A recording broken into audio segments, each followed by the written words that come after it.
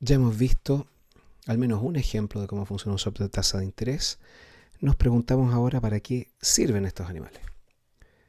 Entonces, primer ejemplo, empresas que tengan deuda en tasa flotante y quieran protegerse contra subidas de tasa de interés. Imagínense una empresa que tiene un crédito a tasa TAP y por el motivo que sea, ya no quiere tener el costo financiero variable en función de la TAP, quiere tener una tasa fija, puede utilizar un swap para lograr este propósito. También podemos tener inversionistas con activos a tasa fija que quieran protegerse contra subidas de tasa de interés. Esto es muy usual, por ejemplo, un portfolio manager en un fondo mutuo, una FP, que maneja activos de renta fija, tiene muy pocas oportunidades de gestión o de protección en un escenario de tasas de interés al alza, ya que la mayoría de sus activos, a menos que se trate de bonos un poco extraños, van a perder o van a caer de valor si es que las tasas de interés empiezan a subir. Con un swap de tasa de interés veremos un poquito más adelante que pagando tasa fija, recibiendo tasa flotante, se puede lograr un efecto de hedge o cobertura. Ese swap va a aumentar de valor en la medida que vayan subiendo las tasas de interés y por lo tanto pueden representar para gestores de activos a tasa fija una oportunidad de cobertura para estos portafolios. Se puede dar el caso también de una empresa con deuda de tasa fija que quiera protegerse contra caídas de tasa de interés y por lo tanto quiera redenominar su deuda de tasa fija a tasa flotante.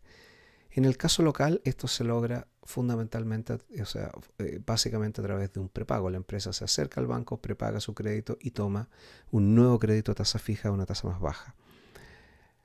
Esto porque el prepago en Chile se cobra bastante poco. El valor económico que pierde el banco al recibir un prepago no se cobra en su totalidad en muchísimos de los casos, en muchísimos tipos de crédito y por lo tanto puede resultar mucho más conveniente en el caso local simplemente prepagar el crédito y volver a hacer un crédito a tasa fija en las condiciones de mercado nuevas que debieran ser con tasas más bajas. Sin embargo, en mercados desarrollados en donde el prepago sí se cobra, el swap puede ser una buena alternativa para un cliente para poder bajar su costo financiero y acercarlo más a las condiciones de mercado actuales. Finalmente, como todo instrumento derivado, también puede servir para tomar posiciones direccionales en tasa de interés al alza y a la baja, y esa es la gracia.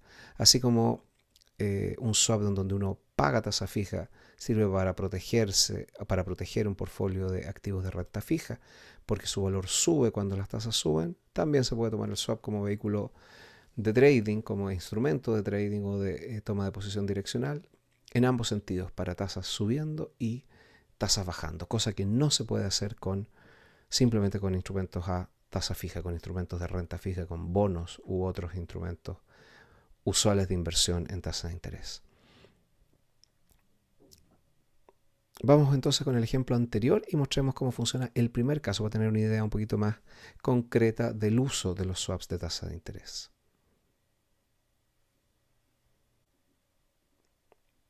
Estamos de vuelta en la planilla que acabamos de dejar y nos vamos a ir a la pestaña que dice flujos crédito. Entonces vamos a suponer que tenemos una empresa que ha tomado un crédito a 2 años que tiene la misma estructura del swap que ya vimos. Estamos a fecha de 28 de abril del 2015, un nominal de 50 millones de pesos. Y esta empresa ha tomado un crédito a TAB de 180 días. Fíjense que no le estamos cobrando ningún spread. Se trata de una empresa de muy buen riesgo de crédito, ya que no le estamos sumando ningún spread a la tasa TAB. Y con una amortización bullet. En este caso sí hay amortización en los créditos. Al final el cliente tiene que devolver la plata. No puede solamente pagar intereses. Entonces tenemos los intereses debido a la tasa TAB con una amortización final en el último periodo, lo que nos da un flujo neto que en los primeros 3 casos es solamente de intereses y en el último caso considera también la amortización. El signo menos está a representar que el cliente ha tomado este crédito y por lo tanto todos esos flujos los tiene que pagar. Entonces si uno sobrepone, supongamos que el cliente hubiera hecho esto primero y por el motivo que sea después dice, ¿sabes qué más? Me preocupa el alza de tasas de la TAP, capaz que el alza de tasas sea aún peor de lo que está aquí contemplado en este escenario y por lo tanto preferiría tener un crédito a tasa fija. El cliente va y toma el crédito, el swap, perdón, a una tasa fija del 4, le suma esos flujos de caja a su crédito a tasa flotante de TAP y termina teniendo el siguiente flujo total, que es simplemente la suma, si quieren, de ambos tablas de desarrollo de ambas cadenas de flujo de caja. Entonces, fecha de inicio, fecha final es la misma, tenemos un nocional vigente. La amortización neta en este caso prevalece la del crédito, ya que el swap no amortiza nunca, no se produce un flujo de amortización, pero sí en el crédito. Y por lo tanto tenemos una amortización neta negativa al final del último periodo. Luego tenemos intereses netos fijos, solamente pagamos intereses por el swap o intereses a tasa fija por el swap, recordar que el crédito es a tasa flotante. El escenario de tasas TAP es el mismo para ambos casos, ya que coinciden las estructuras, las fechas de inicio y fecha final son las mismas, y también tener en consideración que la fecha de fijación es la misma en ambos casos. Esto es re importante cuando se trata de hacer este tipo de estructura, no tener discrepancias entre la fecha de fijación del swap y la fecha de fijación que puede estar especificado en el crédito. Y por lo tanto el interés neto a tasa flotante es cero. Si sumamos los flujos de intereses del crédito y los flujos de intereses del swap nos da exactamente cero. Por el lado del crédito el cliente paga, pero por el lado del swap recibe de vuelta esos intereses a cambio de pagar los intereses a tasa fija del 4%. Y por lo tanto el flujo total es el interés neto a tasa fija más la última amortización que corresponde al crédito. Y de esta manera el cliente logra tener un flujo de caja como si hubiera tomado desde el inicio un crédito a tasa fija.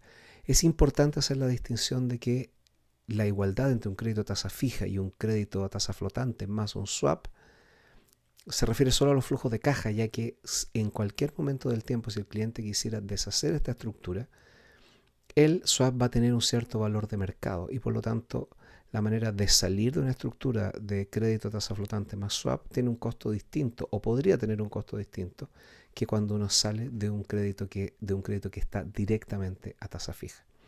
Pero en términos de flujos de caja, si el cliente lleva a vencimiento, la estructura va a haber sido exactamente lo mismo que haber tomado un crédito a tasa fija. Entonces este es el uso, no quisiera decir principal, pero uno de los usos más comunes es el de cambiar la denominación de un crédito de tasa fija, de tasa flotante, a tasa fija. Vemos por último otros tipos de swaps, además de los swaps de tasa, así como lo hemos visto en el ejemplo anterior, tenemos otros tipos de swaps que los queremos mencionar ahora por completitud. Podemos tener swaps de tasa de interés en donde ambas patas sean a tasa flotante y estén ambas patas en la misma divisa. Por ejemplo, un swap en el cual intercambiamos flujos calculados con la LIBOR en dólares de 3 meses por flujos calculados con la LIBOR en dólares de un año. Esto tiende a ser un producto interbancario. Difícilmente los clientes del sector real se interesan en este tipo de productos, pero sí hay un cierto volumen en operaciones interbancarias.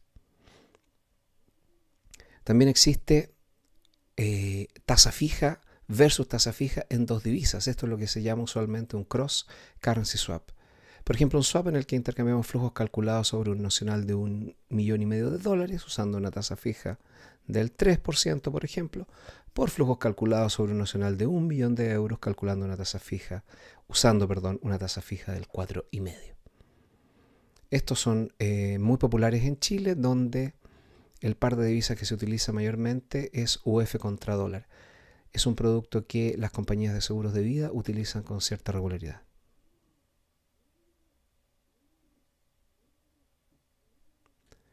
Después tenemos tasa fija versus tasa variable en dos divisas. Por ejemplo, un swap en el que intercambiamos flujos calculados sobre un nocional de $1,5 millones usando una tasa fija del 3 por flujos calculados sobre un nocional de €1 millón usando LIBOR-Euro de 3 meses. Podría ser también Euribor de 3 meses, pero algún referencial válido de tasa de interés para la moneda euro. Y finalmente, variable variable en dos divisas.